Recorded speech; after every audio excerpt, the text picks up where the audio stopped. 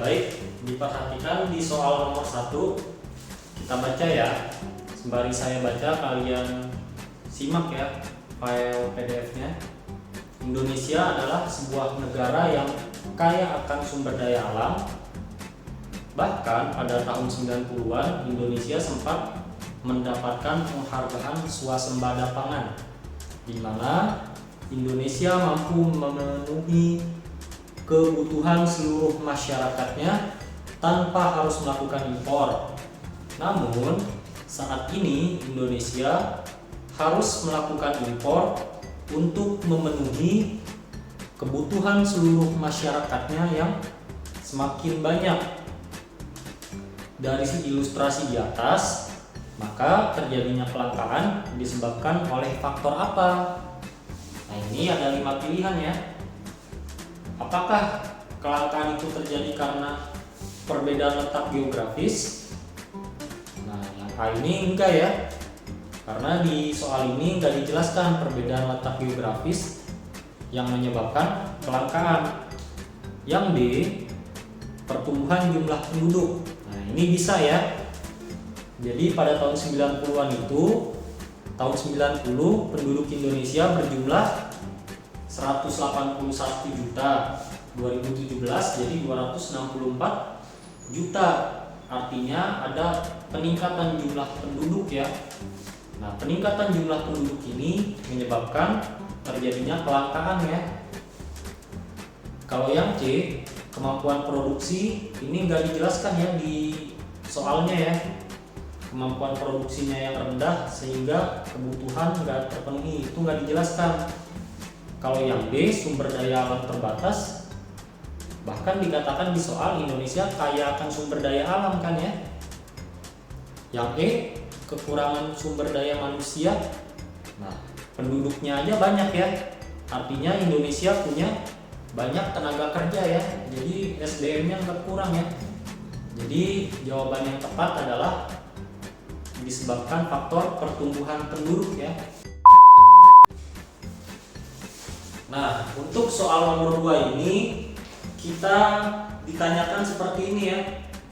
Gimana sih pengaruh subsidi yang diberikan pemerintah terhadap barang S? Nah, terhadap barang X. Nah, jadi subsidi itu apa sih? Subsidi itu kan bisa berupa premi ya, atau bantuan kepada produsen. Nah, bantuan kepada produsen berupa subsidi ini dia akan merubah fungsi penawaran. Kalau misalnya tadinya fungsi penawaran seperti ini, PS sama dengan I plus C, di mana C-nya itu adalah konstan, maka ketika diberikan subsidi, fungsi penawarannya menjadi seperti ini ya. PS aksen sama dengan I plus C dikurang subsidi atau dikurang S. Kenapa sih kok dikurang S? Karena ketika suatu barang itu diberikan subsidi, maka otomatis barang itu harganya jadi berkurang kan. Jadi ini kan rumus atau formula dari harga ya. Jadi tadinya harga I plus C jadi berkurang sebesar subsidi yang diberikan terhadap barang itu ya. Nah, karena subsidi ini merubah fungsi penawaran, maka kalau digambarkan jadi seperti ini ya. Ini fungsi namanya kurva keseimbangan ya. Ini tadinya di sini ya kurva keseimbangannya ya. Ini E, equilibrium. Nah, terjadi pemberian subsidi oleh pemerintah, otomatis dengan harga yang sama pasti produsen akan meningkatkan ininya ya, penawarannya ya. Maka terjadi pergeseran kurva penawaran ke kanan ya. Nah, seperti ini ya jadinya ya. Ini geser ke kanan, artinya terjadi kenaikan penawaran dan harga yang ditawarkan pun jadi lebih murah, maka terbentuk keseimbangan baru di mana harga dan kuantitas itu berubah ya.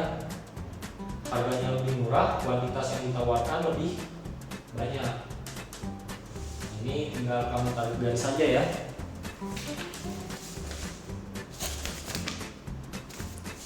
Jadi untuk isinya yang ini ya, yang B ya, kurva penawaran bergeser ke sebelah kanan bawah ya, kanan bawah. Intinya dia gesernya ke kanan aja ya, kanan bawah. Sekarang soal nomor 3 ya. Ini tentang kurva biaya. Di manakah perusahaan mendapatkan keuntungan maksimum?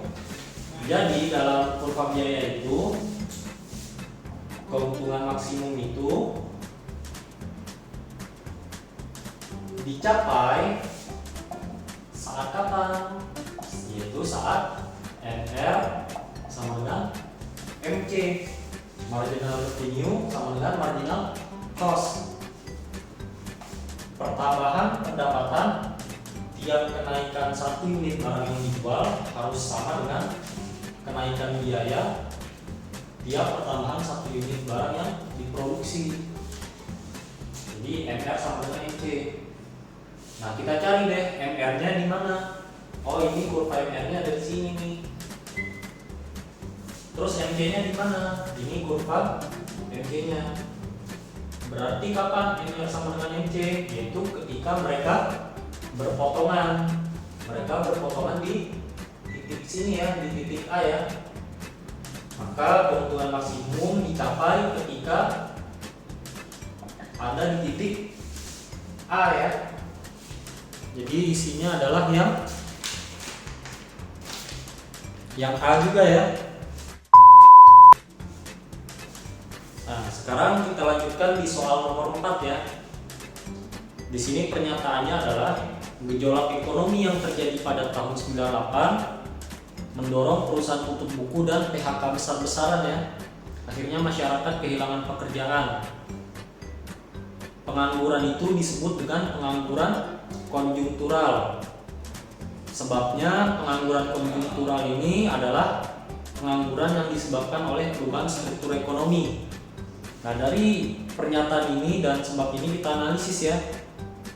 Jadi pada tahun 98 itu terjadi gejolak ekonomi, artinya terjadi penurunan siklus ekonomi ya. Pengangguran yang terjadi karena penurunan siklus ekonomi itu bisa disebut dengan pengangguran siklis ya. Pengangguran siklis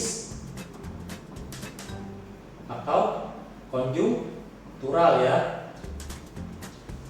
Jadi pernyataan benar ya, mereka disebut dengan pengangguran konjungtural. Sebabnya pengangguran konjungtural merupakan pengangguran yang disebabkan perubahan struktur ekonomi. Ini salah ya. Pengangguran yang disebabkan perubahan struktur ekonomi namanya adalah pengangguran struktural ya. Jadi pernyataan benar, alasan salah, isinya yang C ya. Nah, sekarang untuk soal nomor 5 ya. Di sini kasusnya adalah adanya perkembangan teknologi dari telepon rumah dengan kabel ke handphone ya. Dari telepon rumah bentuknya kabel ke handphone. Apa akibatnya? Akibatnya terjadi pengangguran ya. Pengangguran karena karyawan-karyawan itu udah nggak dibutuhin ya ibaratnya ya dalam teknologi ini, karena sekarang pakainya teknologi HP. Nah, berdasarkan ilustrasi ini dia termasuk kategori pengangguran apa? Intinya apakah dia termasuk pengangguran normal? Ini masih terlalu umum ya, belum pernyataan khusus yang penganggurannya ya, jadi normal enggak ya. Nah, apakah dia pengangguran terselubung? Apa tuh pengangguran terselubung? Jadi pengangguran terselubung itu dia sebenarnya kerja, tapi kalau dilihat produktivitasnya itu dia kurang. Jadi dia disebut dengan pengangguran terselubung. Kelihatannya kerja padahal dia pengangguran. Itu disebabkan karena produktivitasnya kurang ya. Misal di sebuah pabrik, satu pekerjaan bisa diselesaikan 1 orang, diselesaikannya oleh 2 orang. Jadi salah satu dari mereka itu disebut pengangguran terselubung ya. Kalau pengangguran struktural adalah karena struktur yang berubah ya. Di sini kalau kita lihat ada perubahan juga ya. Jadi perubahan dari kabel ke handphone. Maka struktural di sini dia juga bisa termasuk ke dalam kasus ini ya. Jadi struktural itu bukan semata-mata agraris menjadi industri ya, atau industri menjadi agraris, bukan struktur seperti itu aja ya. Tapi perubahannya seperti ini, dari tadinya strukturnya yang masih teknologinya kurang, sekarang teknologinya bagus, itu juga bisa termasuk ke struktural. Tapi hati-hati dengan pengangguran teknologi ya. Kalau teknologi ini dia lebih kepada tenaga manusia dibandingkan tenaga mesin. Kalau ini dia lebih kepada ini ya, dimana tenaga kabel itu kan udah nggak digunakan lagi ya, makanya dia sekarang pakainya handphone.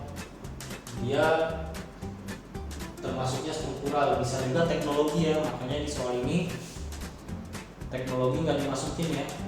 Kalau musiman enggak ya, konjungtural juga enggak ya, ini kan nggak membicarakan siklus ekonomi ya. Jadi isi yang paling tepat kalau ada antara dua ini ya, isinya dua ini ya, antara struktural atau teknologi ya, berarti isinya ya C.